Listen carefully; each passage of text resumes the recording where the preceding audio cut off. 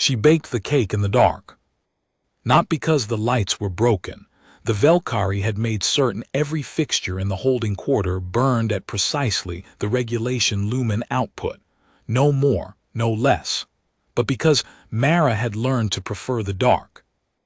In darkness, the flickering amber of the heating coil was the only light, and she could pretend it was a candle, and she could pretend this was a kitchen that belonged to her, and she could pretend that the small ribbed handprint pressed into the clay mold on the shelf was not the only proof her son had ever existed. She mixed the batter by feel. Rough-grained sweetmeal, the kind that grew in the margins of the labor fields, coarse enough to tear the inside of your mouth if you swallowed too fast. A handful of dried thornberries, which were the only thing the Empire permitted orcs to cultivate for personal consumption. 2 eggs from the single pen of hens she was allocated each cycle. She folded it together with her broad green hands, kneaded it the way her mother had taught her, heel, turn, press, and she didn't think about anything. That was the skill she had spent 4 years developing. The ability to be entirely nowhere while her hands did the work. The assistant unit on the counter spoke in its flat synthetic voice. Mara 5, you have a mandatory wellness session in 40 minutes. I know. Your biometric logs indicate elevated cortisol over the past 7 days. Counselor Dehen has been informed. I know that too. She didn't look at it. The assistant units were everywhere in the holding quarter, small white ovoids mounted to walls and surfaces, recording everything, speaking in that voice that was designed to approximate warmth, but landed somewhere in the vicinity of the sound a door makes when it is very slowly closing. The Empire had installed them 2 years ago as part of what the official briefings called the Integrated Wellbeing Initiative. Mara called them something else in her own language, a compound word in Old Orcish that did not translate gracefully, but conveyed, in rough terms, the concept of a hand that pretends to offer while the other hand is already taking. She slid the pan into the heating unit and set the timer. 4 candles. She had cut them herself from tallow, pressed them into little peaks no taller than her thumb. She set them on the counter beside the pan and looked at them for a long moment, then looked away. The Valkyrie had taken Orvash 3 years, 11 months and 16 days ago. They had come to the holding quarter on a standard inspection rotation, 2 officers in their gray ceremonial draping, and they had looked at his horn buds with the careful dispassion of men evaluating livestock at a market, and one of them had made a notation in his ledger, and they had taken him. He had been 4 years old. The official designation was developmental reassignment. The Empire's policy on Orcish young with early horn emergence was 50 years old, and rested on a doctrine so thoroughly embedded in the bureaucratic structure that Mara had spent 8 months after his taking trying to find the edge of it, the seam where it could be questioned, and had found nothing but more paper, more regulation, more the appropriate forms can be obtained at the regional processing office. Orvash had been taken for further integration, which was the phrase that meant the Empire was going to grind him down until he fit into a shape they approved of, and she was supposed to find this reassuring. She had not found it reassuring. She ran in the mornings alone. The holding quarters perimeter allowed for a 3-kilometer circuit through what had once been a forest before the Valkyrie established the settlement grid, and what remained were thin stands of trees that felt, to Mara, like witnesses, too few and too stripped to offer shelter but still stubbornly, quietly there. She ran the circuit every morning at first light, her boots on the packed path, her breath visible in the cold, the assistant unit on her wristband reading her pace and her heart rate and cheerfully informing her of her personal best. She didn't care about the metrics. She ran because it was the 1 hour of the day when the Empire could not require her presence anywhere, and because the running itself was a form of stubbornness she couldn't otherwise express, her body moving forward under its own authority, under no mandate except her own decision to keep moving. She had a ritual at the circuit's north end. There was a small slope there, a natural rise in the ground that the settlement grid had built around rather than leveling, and at the base of that slope she had made a marker from flat stones stacked in the way her people had always marked a place that mattered. She left things there. Objects, small ones, a dried flower from the quarter's limited garden allocation, a pebble with a stripe of white quartz that caught the light a certain way, a twisted piece of wire she'd bent into the rough shape of something flying. She left them, and the maintenance units removed them with the regularity of tide, and she rebuilt the marker and left new objects with the same regularity, because she had decided, in the first month after Orvash was taken, that this was something she would do until she was no longer alive to do it. She was not the kind of person who made dramatic internal resolutions. She made them quietly, practically, the way you note that a door needs to be fixed. This thing is broken. Here is what I am going to do about it. There is no other option, so we do not spend energy considering other options. On the morning of the cake, she ran and stopped as she always did at the slope. She had left a cloth bird there 3 days ago, folded from a scrap of textile in the old way her grandmother had taught her. Today the stones were scattered. The marker was gone. She stood and looked at the turned earth for a moment. The maintenance units ran their sweeps at night. They were programmed, she had concluded, to classify her markers as waste material rather than as cultural expression, which was technically the category the Empire used for things like this. There was a whole section in the integration doctrine about the importance of honoring cultural expression within appropriate parameters, but the appropriate parameters apparently did not include small stone stacks at the base of slopes on the morning circuit path. She had made 12 markers in 4 years. She would make another tomorrow. She went home, collected the cake from the heating unit, wrapped it in a length of spare textile, the yellow and blue cloth she had brought from her family quarter before her parents' final reassignment, the cloth whose color she had once used to describe the sky to Orvash when he was small enough that the sky still required describing. She carried it to the slope. She set the cake on the earth. She lit the candles with a pocket igniter, and the morning wind took 2 of them immediately, and she cupped her hands around the remaining 2, and in the amber light she sang very quietly in Old Orcish, the 4-line verse her mother had sung every year on the anniversary of naming. It was not a long verse. It did not require much time. But it used his name, and it asked the old things her people asked the old way, that the named one be held, that the named one return, that the distance between them be measured in days rather than forever. The assistant unit on her wristband chimed. Mara 5. Wellness session begins in 12 minutes. Attendance is mandatory per Directive 7.3. She sang the last line. Then she stood up, adjusted the textile around the cake so the wind would not take it, and walked back. Counselor Dehen occupied a small administrative unit near the grid center. Her workspace was the tidiest in the settlement. Mara had been in enough of the administrative buildings to have a basis for comparison. Every surface meticulously aligned, every document in its folder, every tool at its designated angle. It was the tidiness of a person who believed that order on the surface indicated order within, which Mara thought was a belief that required a certain amount of evidence ignoring to sustain, but she had not said this to Dehen. She had not said many things to Dehen.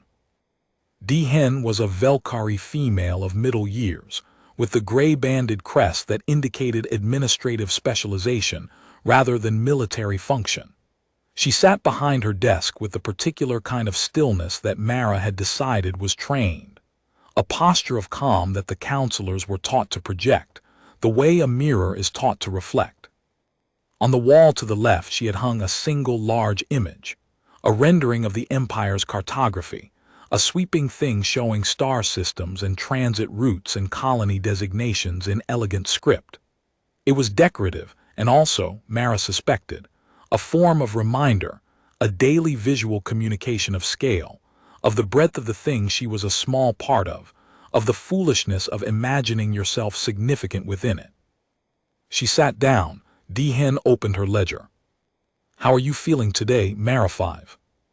"Fine." Dee-Hen noted something. This was how all the sessions began. The question that was not really a question, the answer that was not really an answer, and the notation that captured the exchange for the record. Mara had given the same answer every session for 4 years. Dee-Hen had noted it every time.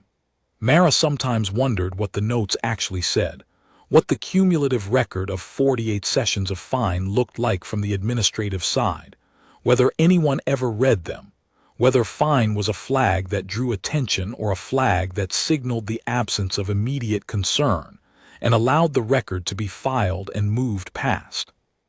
"And your sleep?" "Adequate." "The morning circuit?" 3 kilometers. New personal best 2 sessions ago. The assistant unit was very excited. This was more than Mara usually offered. Dee-Hen's pen paused. "That's good," she said. "Routine and physical activity are stabilizing." "Yes," Mara said.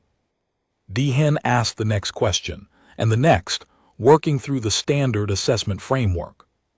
Mara answered each one, neither less than minimally cooperative nor more, maintaining the precise level of engagement that had, over 4 years, established her as a stable case, managed, compliant, processing her loss within the acceptable parameters of the therapeutic framework.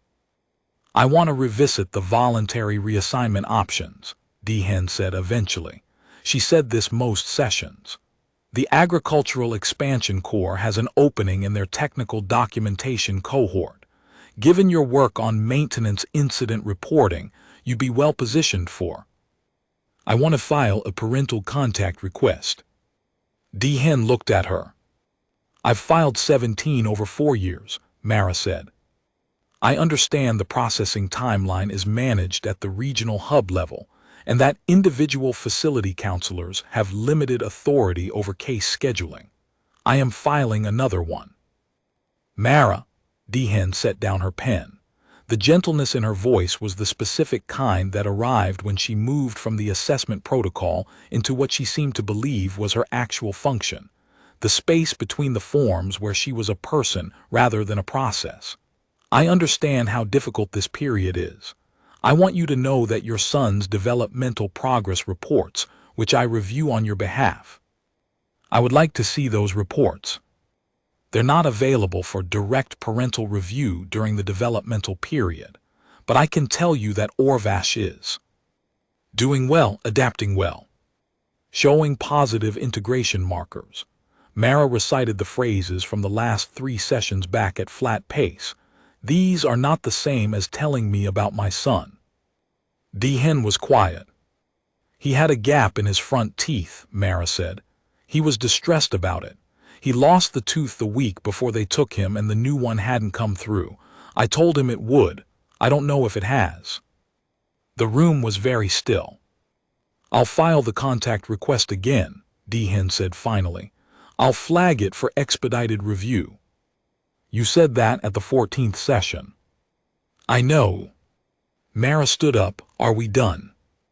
She walked back through the grid, past the identical units with their identical fences, past the assembly building, past the communal maintenance depot where the sweep units were docked overnight. She knew the maintenance depot well. She had been documenting its incident reports for 2 years, walking its rows of units with her tablet, cataloging fault codes and replacement schedules and network authentication cycles in the careful notation the supervisors had praised her for. She had not been praised for the other things she was doing with that information. She stopped at the memorial wall. It was a long, polished surface listing, in the Empire's administrative script, the name of every Orcish settlement that had been peacefully incorporated. The word peacefully did a great deal of work in that sentence. Mara's grandmother's village was third from the right in the lower panel. The village no longer existed, not in the sense of being destroyed, but in the sense that the people had been redistributed to various holding quarters across 3 sectors, and the buildings had been repurposed for regional administrative use. The name remained.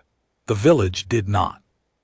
She had seen, once, a Velkari administrative document that referred to the memorial wall as a gesture of cultural continuity. She had thought about that phrase for several days. The idea that continuity could be gestured at, that the name of a village on a wall was continuous with the village. She pressed her palm flat against the surface, feeling the cool of it, the faint raised edges of the carved letters. Then she heard it.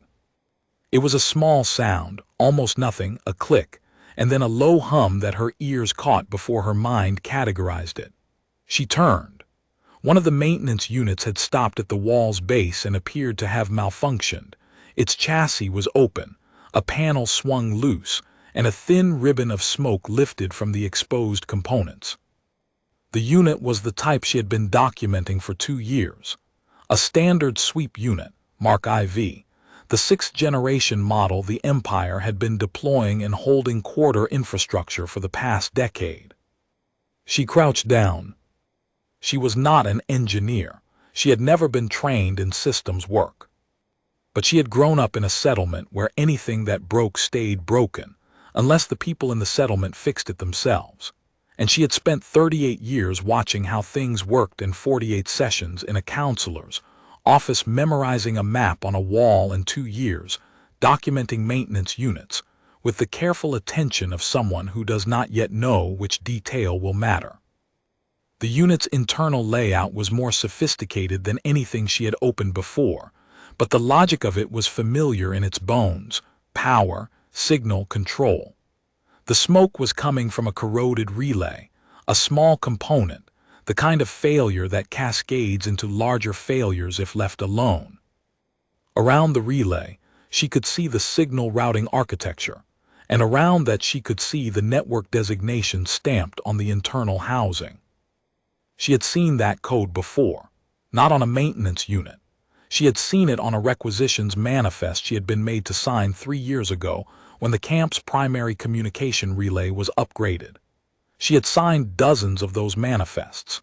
She remembered them because she had made herself remember them, the way she had made herself remember everything, filing it in the back of her mind against the day some piece of it became useful. She stood up slowly. The maintenance network and the communication relay were on the same system. The communication relay connected to the regional administrative hub. The regional administrative hub maintained records, case records, developmental reassignment records, case records that included, if you had the authorization string, the facility location of specific cases, specific intake numbers, specific 8-year-old boys with early horn emergence. She walked back to her unit and sat down at the narrow table and looked at the wall for a long time while the implications worked themselves out, which took several hours, during which she ate her evening meal allocation without tasting it and spoke when the assistant unit addressed her and appeared, to any monitoring system, to be a person having a very ordinary evening. She was not having a very ordinary evening. She was planning. It took 4 weeks. She was careful about the pace of it, never rushing, never doing 2 things in the same night, maintaining the exact same pattern of behavior she had maintained for 4 years so that no monitoring system would have anything to flag. She was meticulous. She was meticulous in the way that only people who have been given an enormous amount of time and very little else to work with are meticulous. Every detail evaluated, every step tested against the failure catalog in her head, every piece of the plan held up against the specific, brutal pragmatism of a woman who could not afford for this to fail because it was the only card she was ever going to be dealt. She learned which authentication cycles on the maintenance network ran at which hours, and during which cycle the corroded relay's open panel created a signal gap that the automated security monitoring classified as a maintenance event rather than an intrusion event. She learned the corridor layout of the regional transit hub 16 kilometers from the settlement, which she had been traveling to twice weekly for 3 years on the agricultural export runs, and had been looking at the whole time without looking at it, and now looked at with the specific attention of a person who is going to use it. She learned the documentation language of the regional administrative hub, the formal register of Velkari bureaucratic syntax, by reading every document she had ever been given access to, which was not nothing, because meticulous people get given access to documents. She confirmed one other thing. In the late archives of the Regional Documentation Library, accessible through the maintenance network during the authentication gap, she found the text of the welfare directives, all of them, including the appendices that the standard settlement copies omitted. Welfare Clause 14, Appendix C, Subsection 7, the provision governing emergency family medical consultation during the developmental period, was 6 sentences long. 3 of those sentences contained ambiguities that an experienced administrative officer would navigate smoothly and without question, and that an inexperienced officer encountering the clause for the first time, particularly one who had not been trained on the specifically relevant precedent cases that had been reclassified to restricted access in the last budget cycle, might read differently. Might read as permitting something they did not actually permit. Might read as permitting a parental emergency consultation visit, if the initiating filing could be plausibly attributed to the holding quarters assigned counselor. Mara had been filing contact requests for 4 years. She had the documentation format memorized. She knew Dehen's filing style, her reference number sequence, her language patterns. A filing that looked like Dehen's filing, citing Clause 14 Appendix C subsection 7, routed through the maintenance network authentication gap to arrive at the regional hub under the correct authorization header, would look, to an inexperienced intake officer who had not studied the restricted precedent cases, like a legitimate expedited contact request. She had 8 failure points in this plan at this stage. Over the following week, she identified 3 more. She cataloged all 11. She rated them by probability. She prepared what she could prepare. She accepted what she could not prepare for and decided she would meet it when she arrived at it. On the night she chose, she did not do anything differently. She ate her meal. She completed her documentation assignment. She went to bed at the standard hour and lay there until the 3rd watch cycle, when she got up without sound and dressed and slipped out into the dark. At the maintenance unit by the memorial wall, she worked quickly. The network authentication gap was 93 minutes. She needed 11. When she stood up, she had 4 things: a regional administrative hub access code, a developmental facility cluster notation, a specific case intake number, and the authorization string for a filing that attributed itself to Counselor Dehen. She went back to her unit. She lay on her cot and looked at the ceiling. She had the coordinates of the place her son was. The transit hub was easy. She had been right about Hold 7, the underloaded unit, the low supervision cargo run, the transit officer who was more interested in his shift schedule than in verifying whether the labor cohort manifest was precisely accurate. She lay in the dark of the hold for 4 hours on a folded tarp, not sleeping, staring at the ceiling of the cargo unit, running the failure catalog one more time with the steady patience she had spent 4 years building. The hold smelled of compacted agricultural material and machine lubricant. It was not comfortable. She did not require comfort.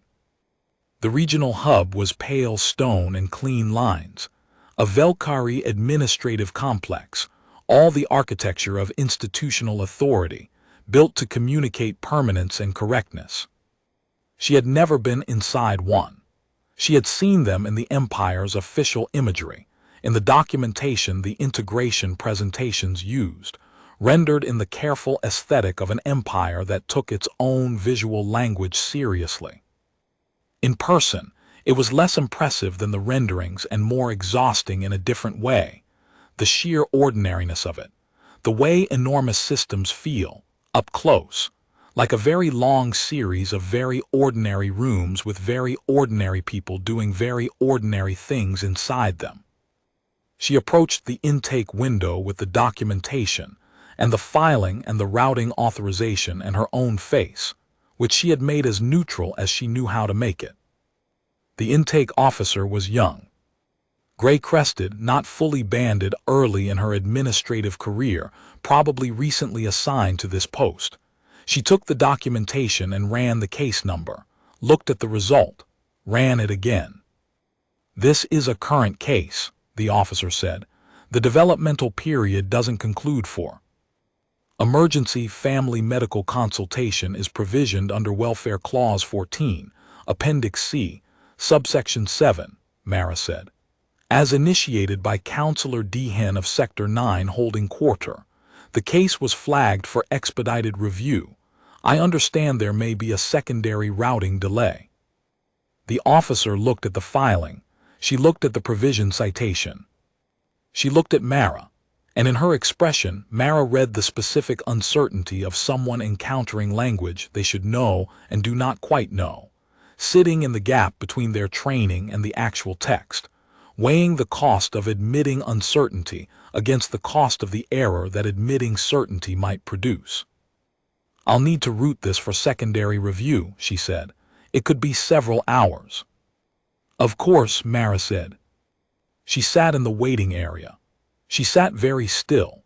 She had become very skilled at this, at occupying waiting rooms in the particular way that made oversight systems classify her as non-urgent, at performing the affect of someone waiting for routine administrative processing, at giving nothing to the monitoring sweep that would cause it to flag.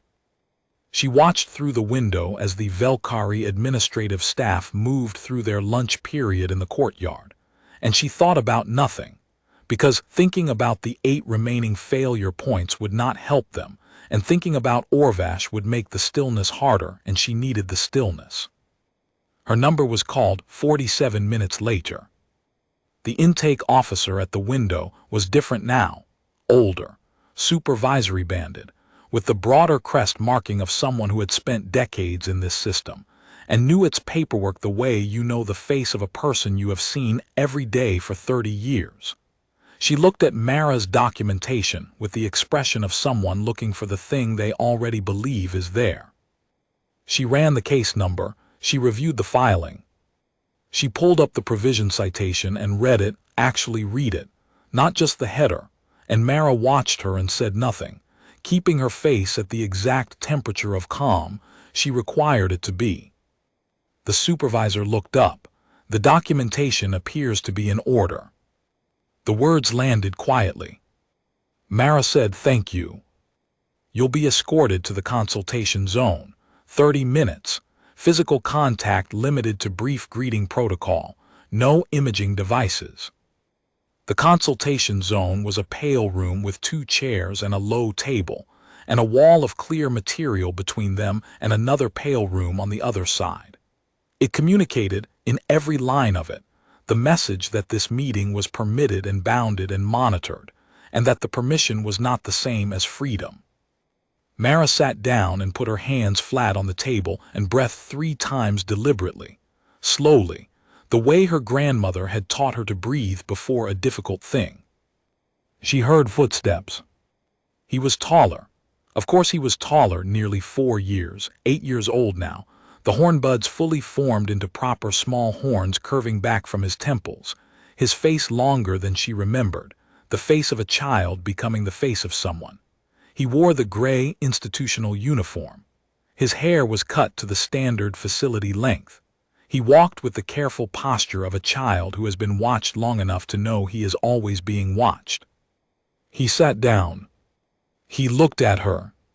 She watched his face process her, the way a child's face processes something that has been abstract for a long time and has suddenly become concrete, a flicker of uncertainty, a rearrangement, and then underneath the rearrangement something she recognized, something she had been afraid the 4 years might have erased, and which was completely, recognizably intact. She pressed her palm flat against the clear partition. He looked at her hand. He looked at her face. Then, with a slowness that was not hesitation but something more like wonder, the wonder of something you have thought about so many times that encountering it in reality requires a moment to confirm that it is real, he lifted his hand and pressed it to the other side. They sat like that for a moment, two green hands on either side of a wall, in a pale room in a building in a system that had been designed, from its foundations up, to prevent this moment from happening. "Hi," she said. He said very quietly, "You came." "Yes." "I thought," he stopped. The careful posture shifted. "They told me it wasn't possible, parental contact during the developmental period. It isn't supposed to be." He looked at her with the expression, the narrowed eyes, the tilted chin, the skeptical 4-year-old who had grown into a skeptical 8-year-old with better vocabulary and no less fundamental skepticism. "Then how are you here?" "I found a clause in the Welfare Directive, Appendix C, subsection 7. The language was ambiguous enough that I could argue it meant something it didn't quite mean. And there was a maintenance unit with a corroded relay, and a transport run with an unsupervised cargo hold, and a routing authorization I shouldn't have had, and a filing that I may have implied was submitted more formally than it was." He was watching her with total attention, the same absolute attention he had given her stories when he was small, every detail going in, nothing wasted. "You lied," he said. "I used the ambiguity of the Empire's own documentation in a technically defensible manner." "That sounds like yes." "Yes," she said. He looked at his hand against the wall, the small green fingers spread against the clear surface. "They told me you moved to the expansion core, that you had voluntarily." "No." Flat and final. He looked up. "I am in the holding quarter," she said. "I run the morning circuit. I bake a cake every year on this day. I have rebuilt your marker at the North Slope 12 times. I have been in Counselor Dehen's wellness sessions for 4 years, and I have filed 17 parental contact requests, and I have been in every integration presentation, and every labor cohort assignment, and every documentation shift. And all of it, every single piece of it, has been the thing I was doing while I was also doing the other thing." "What other thing?" "Finding a way to you." He was very still. "They lie," she said. "The Empire lies about specific things to specific people for specific reasons, and one of the things they told you was a lie. I did not choose to leave. I was never asked. What happened was that they made a decision about you, and they did not require my participation in that decision, because they do not understand that certain things cannot be administered. They can be documented and processed and filed, but they cannot be administered." He looked at her steadily, reading her face the way he used to read the illustrated books she'd brought from the communal library, slowly, missing nothing. "I'm not angry at them," she said. This surprised her even as she said it, not because it wasn't true, but because she hadn't planned to say it. "I don't have the space for it. Anger is a weight you carry, and I have been carrying the other thing for 4 years, and there is no room." She paused. "But I need you to know that they lied. Whatever they have told you about me, whatever story they have made from my absence, it is not what I chose." His forehead came to rest against the clear wall. He was 8 years old and in an institutional facility with monitoring systems, and he was trying very hard not to do something in front of the cameras that would be noted in his progress reports, and she watched him make that decision, and make it correctly, with a precision that hurt her in a way she didn't have a word for. "Okay," he said. "Okay." They stayed with their hands against the partition, his forehead to the cool surface. The pale room was very quiet. "Can you get me out?" he said. "Not today." But I found one clause. I will find others. I have a case number now. I have an authorization string. I know this facility's hub routing." She looked at him. "I know what I did not know 4 years ago, which is that the distance between you and me is not infinite. It is measurable, and things that are measurable can be reduced. He lifted his head. The look he gave her was one she had not seen before because it had not existed in his 4-year-old face. It was an adult look, an evaluating look, the specific expression of someone deciding whether to believe something they very much want to believe, and no, they should not want to believe too easily.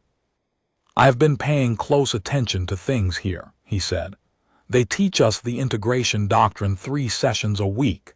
They teach us the administrative structure of the facility, the rotation schedules. They think I am a model student." She looked at him. "I know which counselors log their reports thoroughly and which ones wave through the weekly assessments," he said. "I know which of the intake officers is new and hasn't been trained on the Clause 14 restricted precedents." He paused. "I found the restricted precedent case list in the shared administrative library 3 weeks ago. I wasn't supposed to have access, but the sub-cataloging on the archive partition hadn't been updated since last cycle, which was an oversight." The corner of her mouth moved. "I've been waiting too," he said.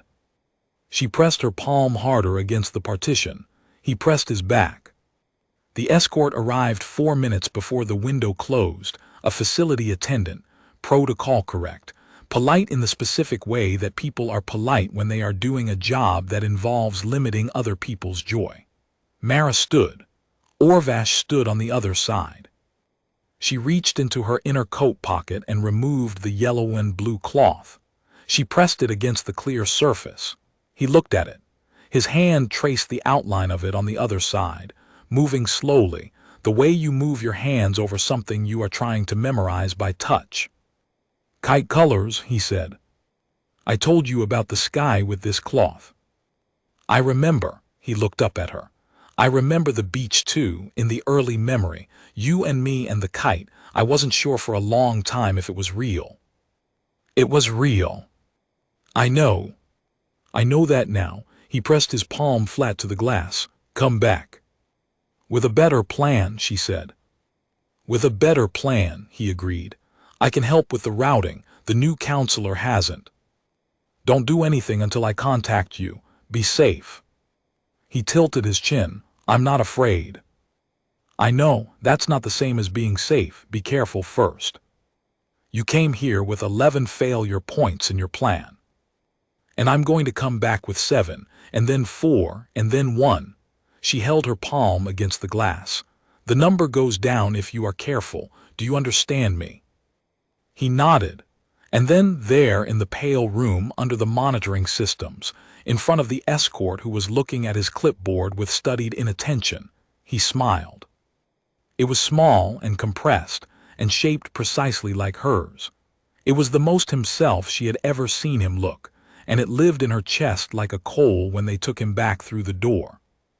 She walked out through the pale corridors of the regional hub, past the processing windows, past the intake desks, past the waiting area with its view of the courtyard, where the afternoon shift was beginning their break, past the entrance where a junior officer held the door with the automatic courtesy of someone who does not think about who is walking through it or why. She walked out into the open air. She stood there for a moment in the gray afternoon, in the courtyard of an imperial administrative complex, surrounded by the architecture of a system that had spent 4 years telling her that there was nothing to be done, that the gap was too wide, that the machinery was too large, that she should find meaning in the expansion core and the agricultural output data and the weekly integration presentations. She was, she understood, a single Orcish woman from a holding quarter with no formal authority and no institutional allies, and a case that the Empire's therapeutic framework had classified, in each of 48 sessions, as stable, which was the word they used for someone who had given up in a way that did not cause administrative difficulty. She had not given up. She had been very carefully appearing to give up while doing something else entirely. The transport back was 4 hours in the dark. She lay on the metal floor of Hold 7 and stared at the ceiling and allowed herself, carefully, to think about what came next. She had an access code and a case number and an authorization string, and the knowledge that Orvash had a list of the restricted precedent cases, and knew which counselors were logging loosely and had been, in his own gray uniformed institutional way, also building something. She had also confirmed one thing she had not known before today. The developmental facility's administrative hub used the same routing authentication format as the regional hub. She had seen it in the corridor signage. She had memorized it. When she got back to the quarter, she moved through the settlement grid in the dark, past the memorial wall, down the path to her unit. She sat at the narrow table. She pulled out a sheet of documentation paper. She wrote at the top, Welfare Clause 14, Secondary Provisions and Restricted Precedents. She opened the text she had committed to memory and began to work through it.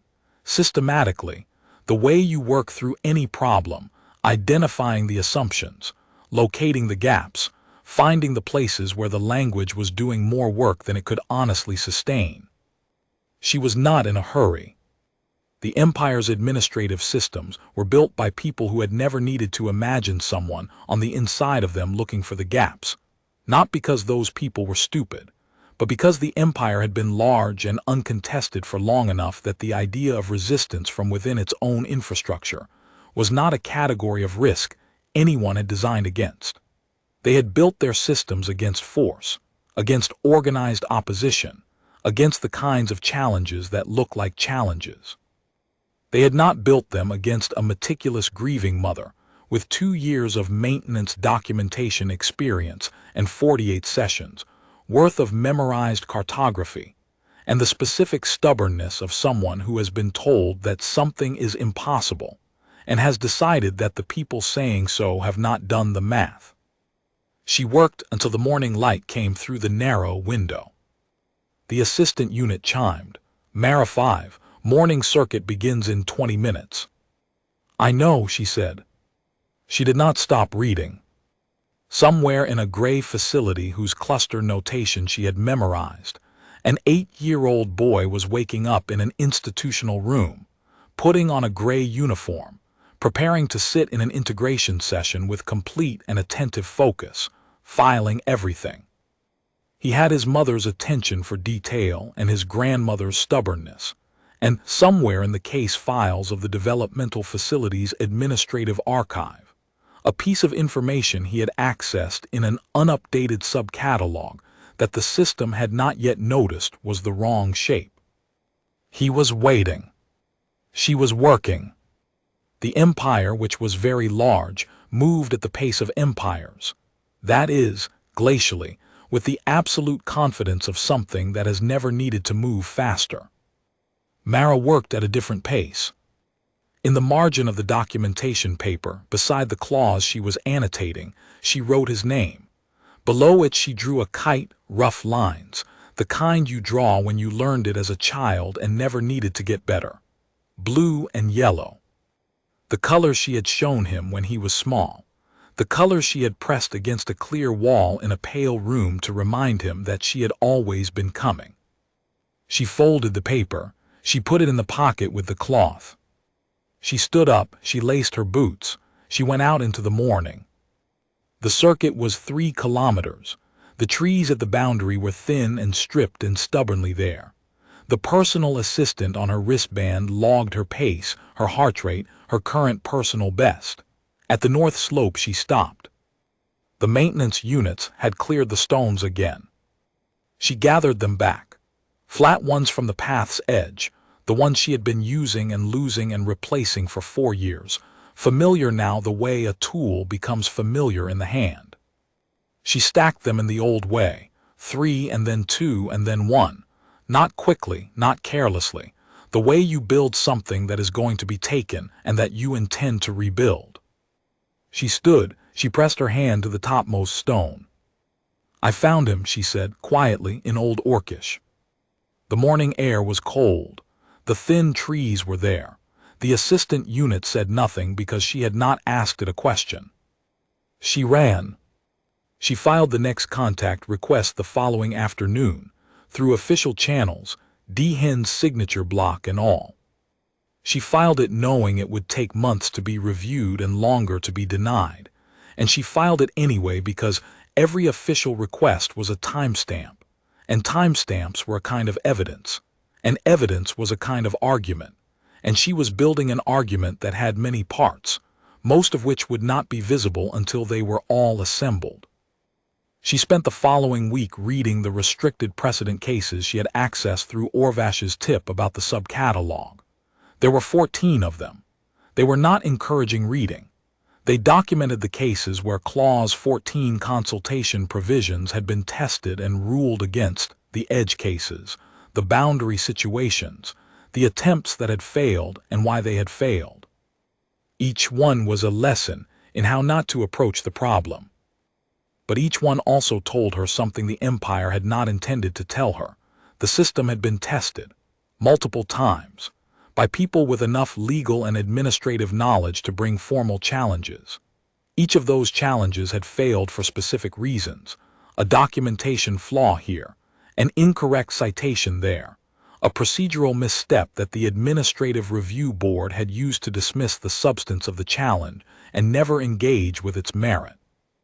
The Empire's system had never been beaten, but it had been pushed, and push marks were informative. Push marks told you where the material was thinner, where the resistance was highest because someone had already found the vulnerable point and come close enough to make the system's administrators anxious. She cross-referenced all 14 cases. She mapped the failure points. She identified 3 areas where the challenges had come closest to success before the procedural dismissals. 3 arguments that had merit the administrative board had not engaged with. 3 doors that had been shut not because there was nothing behind them, but because the people finding them had made technical errors that gave the system an excuse not to look. She had not made those errors. She had not made those errors because she had spent 2 years doing maintenance documentation, which was, in its own way, a training in procedural precision. The kind of work that teaches you that the difference between an approved form and a rejected form is often a single wrong field, and that the people who review forms are looking for the reason to close the file, and that the surest way to prevent them from finding it is to give them nothing to close it on. 3 weeks later, she submitted her first formal appeal. Not a contact request, an appeal. Specifically, a petition under the Integrated Welfare Review Mechanism, citing the 3 precedent cases where the merit of the challenge had been evident but the procedural dismissal had been applied, arguing that the dismissals had created an administrative precedent that contradicted the intent of the welfare framework, and requesting that the review board address the substance of the underlying argument rather than applying the procedural dismissal that had been used in the precedent cases. It was a long document. She had written it 5 times before she was satisfied with it. She submitted it and went back to work. The Empire's administrative apparatus did not move quickly. It moved with the deliberate pace of a system that has been managing territories for centuries and has learned that urgency is a thing that happens to other entities. Mara had 2 cases working at the regional hub, the official contact request, which was in a queue, and the appeal, which was in a different, longer queue but in a different part of the system, the part that handled formal challenges rather than routine case management. While she waited, she learned. She found a regional administrative registry that was technically public, published for compliance transparency purposes, which meant the Empire had made it available without imagining anyone would actually read it. And in that registry, she found the contact information for 17 holding quarter counselors across the sector.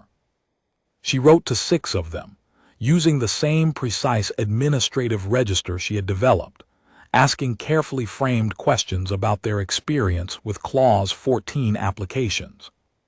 3 wrote back. One of them, a counselor from a quarter in the eastern sector, had filed 4 Clause 14 applications in the past decade. 2 had been approved. He wrote back with a thoroughness that surprised her, detailing the specific language he had used, the documentation he had submitted, the adjudicator assigned to the approvals versus the one assigned to the denials, and most valuable of all, the name of the regional hub intake supervisor who had processed the 2 approvals, and who, based on the counselor's experience, applied the provisions with something closer to their actual intent than the dismissal standard the precedent cases used. The supervisor's name was in the registry. The hub's intake assignment schedule was partially available in the same compliance transparency section. The next time Mara planned a visit to the hub, she would know which window to approach. This was not a small thing. This was, in fact, the kind of thing that the Empire system had no defense against, because it was not the kind of thing the Empire system had been designed to anticipate. The patient accumulation of small advantages by a person with nothing but time and the inability to stop. She went to the wellness session that week and sat in the chair across from Dehen and answered the questions and did not say any of this. She looked at the map on the wall, at the cluster notation she had memorized, at the small designation in the lower quadrant that meant a grave facility 16 kilometers from a transit hub 4 hours away. "You seem different today," Dehen said. Mara looked at her. "Steadier," Dehen said. "Has something changed?" She thought about Orvash's face in the pale room. His hand against the glass, the smile that was shaped like hers. "I've been running farther," she said. This was not a lie. She had extended the morning circuit by 1 kilometer. Dehen noted something. "Exercise is stabilizing," she said. "I'm glad." She was, Mara thought, genuinely glad, in the way that people are genuinely glad about things that fit into their frameworks and do not require them to look at the larger picture of what those frameworks contain. Dehen was not a cruel person. She was a person who had found a way to do her job without looking at what her job was part of. This was, in Mara's experience, the most common kind of person in the Empire's administrative structure, and it was in some ways harder to reckon with than cruelty, because it offered nothing to push against. No edge, no resistance, just the smooth surface of someone who was doing their job and would continue doing their job, correctly and with genuine care for what they understood their job to be, until something from outside their framework forced them to see it differently. She did not know if she would ever be able to force Dehen to see it differently. She was not sure it mattered. The appeal was rejected 11 weeks after she submitted it. The rejection letter was 4 sentences long and cited procedural grounds. She read it twice. Then she noted the specific procedural grounds cited, checked them against the precedent cases, identified the precise point where the rejection diverged from the legal standard cited in its own rejection language, and began drafting the response. This was what the Empire did not understand about her, and what it could not have understood because it had no template for it. It had processed millions of cases through its administrative system. Most of the people in those cases, confronted with a rejection, had stopped.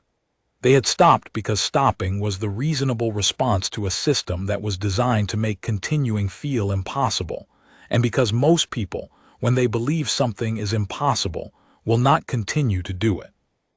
Mara was not most people.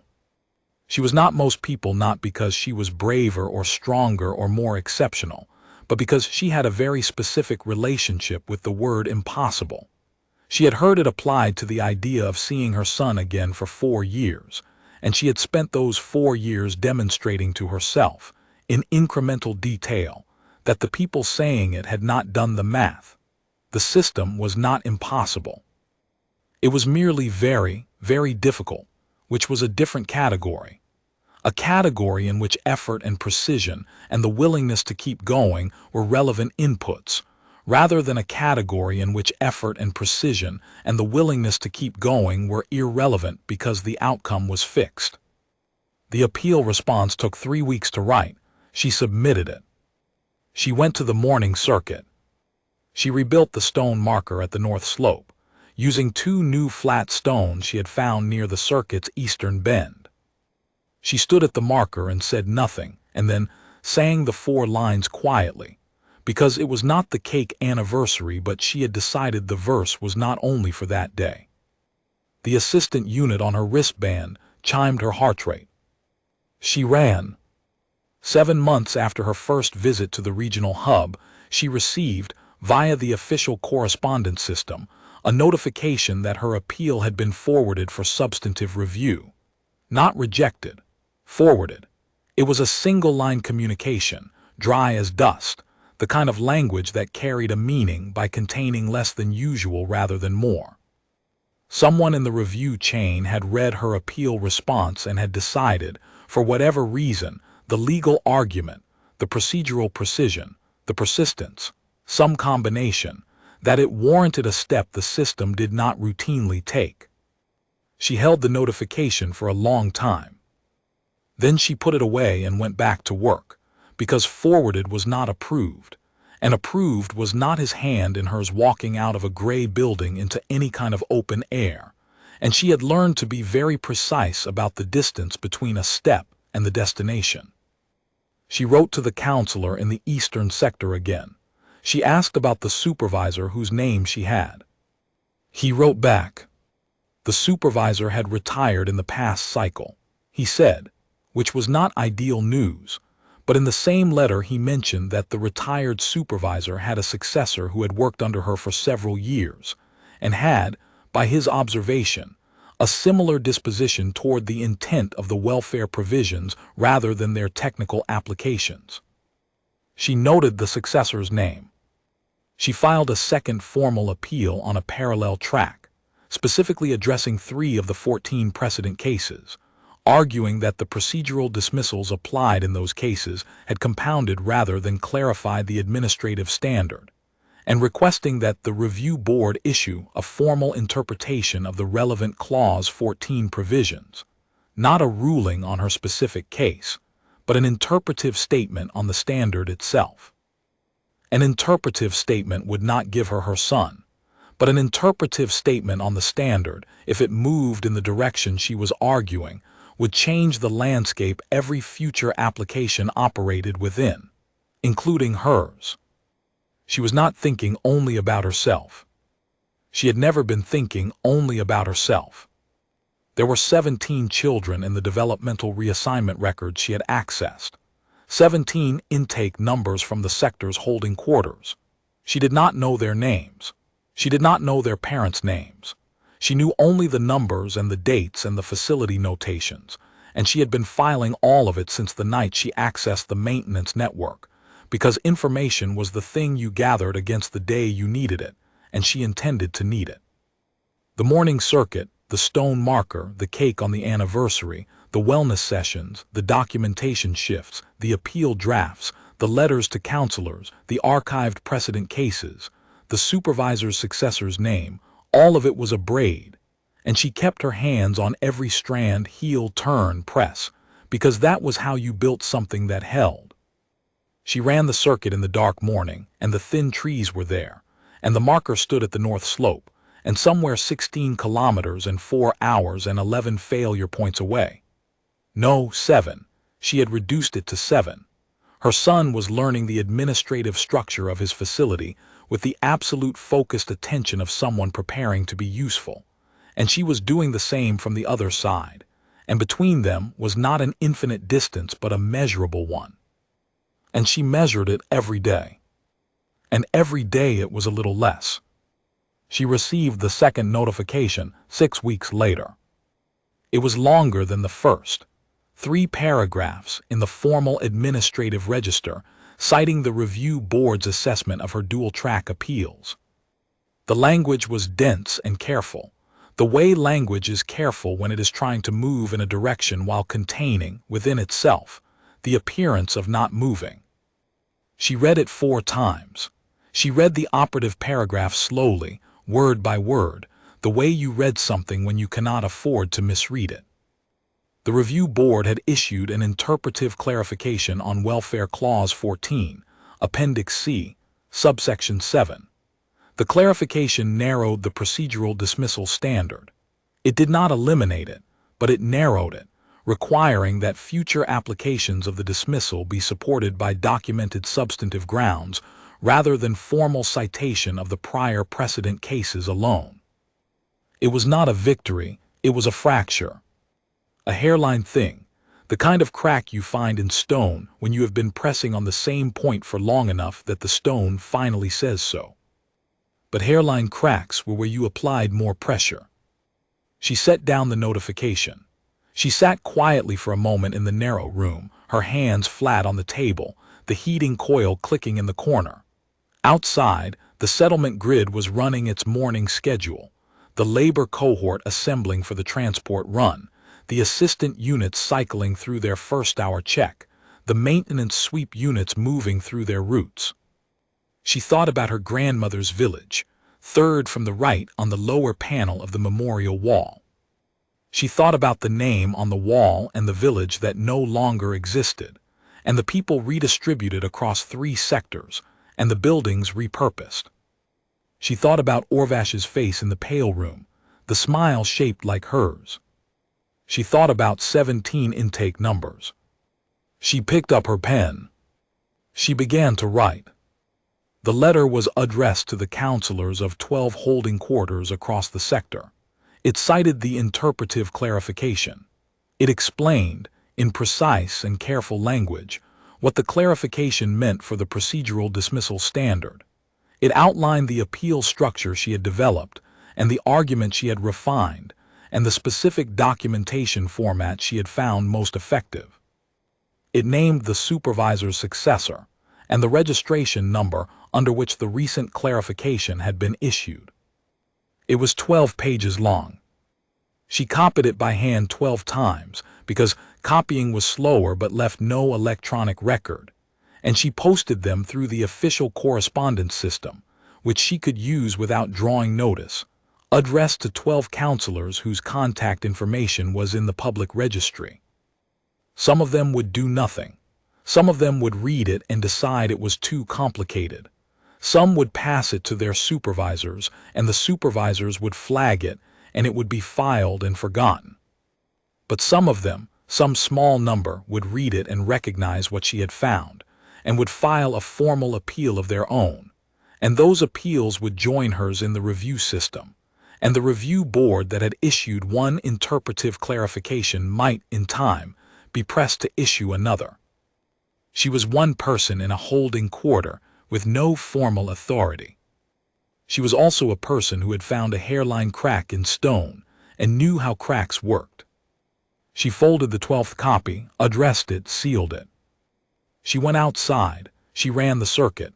The morning was cold, the trees thin and present, the assistant unit logging her pace. At the north slope she stopped. The stones were there, the marker intact from yesterday. She reached into her coat pocket.